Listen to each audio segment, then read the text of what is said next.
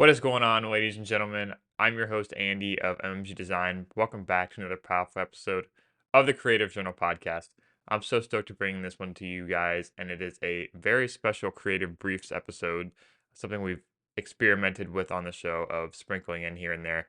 A very short and condensed episode from a past guest or myself, where I think there's a really powerful tidbit of information that I just really want to share with you guys because it is deserving of an episode in and of itself. And today's contributor to the Creative Brief series is none other than Lacey Picazo. If you guys are unfamiliar with Lacey, be sure to check her out at soconedesign.com or listen to her past episode, entry number 37 of the show. We'll have that linked down below. But she's just an incredible leader, design mind, um, and mentor and role model to many. She taught me a lot of lessons, and honestly, listening to this episode back, finding this moment was very cringe because I realized how bad my speaking and interviewing skills were at this time. It was about 8 to 10 months ago, so I apologize for that. But lucky for you, in this brief, Lacey does all the talking. So without further ado, before we dive in, this week's entry into the Essential Business Owners Reading Database is Never Split the Difference, Negotiating as If Your Life Depended on It, by none other than the one and only Chris Voss. If you guys are working on your communication skills, I highly recommend this one. The biggest takeaways from this: negotiation begins with listening and validating their emotions. And in one actionable quote is, "He who has learned to disagree without being disagreeable has discovered the most valuable secret of negotiation." So if you guys want to check out that book along with many other essential business reading books, I've compiled a huge Notion database of all the essential ones that have taught me the biggest lessons that you can pick up and browse through, test drive, actionable quotes, links to download the cheapest place online, and you can pick that up in the first link below. And now, without waffling on anymore, please welcome to the next installment of the Creative Brief series, featuring once again the lovely Lacey Picazo.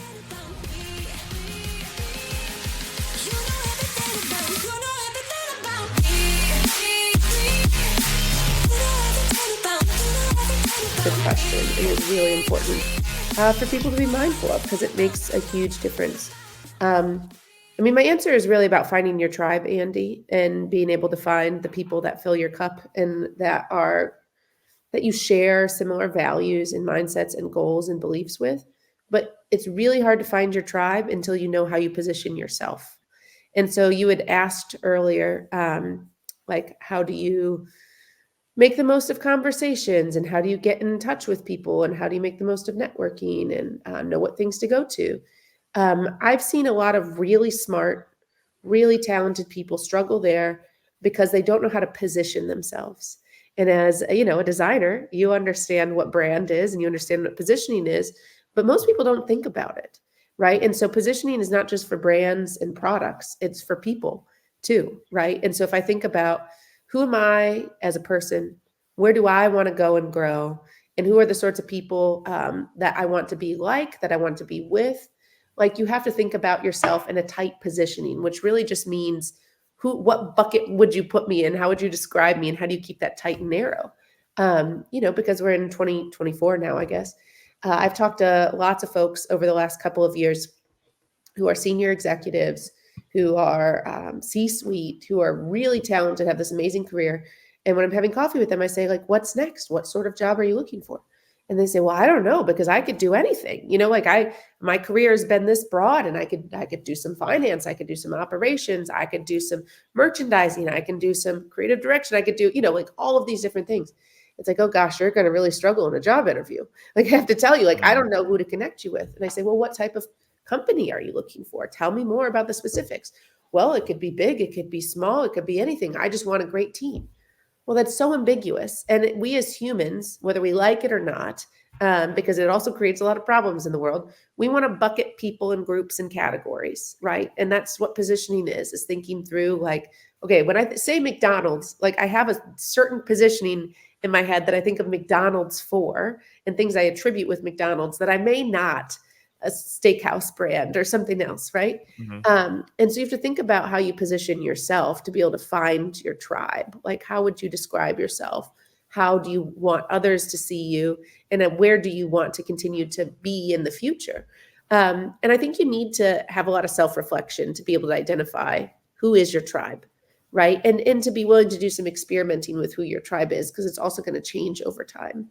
But one thing that I've done there, Andy, is to surround myself with lots of other ambitious people who have high aspirations for themselves and for the impact they'll make in the world, but also really give a damn about their family and community.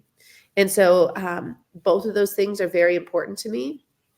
And it's easy if you over index on one side or the other to like almost create your own guilt track, like your own negative head trash. Like if I spend time with people who are 100% all in, only focused on family, and that is great for them, and that is wonderful. They're not doing anything wrong. But by spending a lot of time with them, when they start talking through like, oh my gosh, I'm involved with XYZ in my kid's school, and I don't know how you have time for all this stuff. How do you spend time with your kids on homework? And how do you XYZ? And here's what I'm doing. I start to like really beat myself up internally, like, oh gosh, should I be doing that? Should I be going to Yeah. all of my kids like volunteering for all of their field trips and all of their school holiday parties? And gosh, maybe I should be doing that. I'm a terrible mom. And I'm not, by the way, but like it's just really easy when you compare yourself, because that is what that person is all in on, and good for them. That is amazing. And I want to be all in for my kids too, but in a different way. The same thing goes if I spend time with people who don't have any focus on their family, don't have any focus on community, and don't have any focus on their health or their personal well-being. And they're just grinding nonstop to meet a vision, to meet a career goal. Listen, I can learn a lot from those people, and I have a lot of those people in my circle, but they're not the people I spend the most time with. They're not the people that I seek out for the biggest challenges that I'm facing, because I think their values and where they focus might be a little different than mine. So I've spent a lot of time curating my closest group of friends and mentors and peers, the people that I will shut down a restaurant with on a Tuesday night after our kids go to bed, right? Because it's the best time for us to meet. Spending time with those people fills my cup, aligned to my values, challenge me in the things that I want to do and where I'm going. But you have to do a lot of introspection first to be able to identify who are those people. And by the way, if they share your values, they're going to be super jazzed and energized to spend time with you too, right? And so it becomes very symbiotic, where you grow together, you have each other's back, just by being super aligned on values and positioning and the things that are important to you. Yeah, I love that. So, kind of a quick one-off. What does your process of self introspection look like? Is that journaling, or is it some kind of a meditation or anything? I know that's kind of a specific question, but No, it's good. I am a bit of an experimenter and a dabbler, Andy. So I will say I don't stick with a lot of practices long term. I do lots of different things over time, and not for like a week or two. Like I'll go all in on something, but it'll be a while. So I've had a meditation practice. I actually worked with a meditation coach for more than a year, who was amazing, by the way.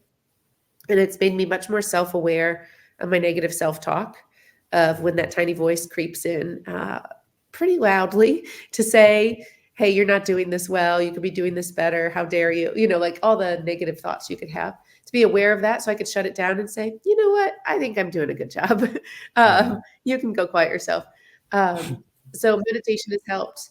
I have pretty tight diet and sleep regimens. I found those two things are really important to me into some of my personal conditions.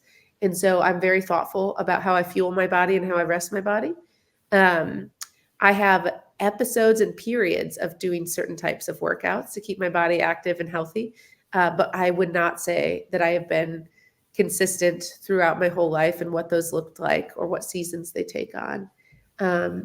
But I think it's who you surround yourself by, right? Like if you surround yourself by people who are always woe is me, who are always really negative, like it's really hard to, especially if you're prone to negative self-talk, to not let some of that creep in. And so I try and spend a lot of time with optimistic, grounded people, or people who, maybe everything's always sunny, but they're not as rattled by things, right? Like they can share my perspective of, yeah, that happened and that's really hard, but is that a good thing? Is that a bad thing? We don't know yet, like, let's just see. And I think spending more time with people that aren't as easily rattled has made me less flappable as a leader, which is something that I worked on a lot the first 5-7 years as OCA.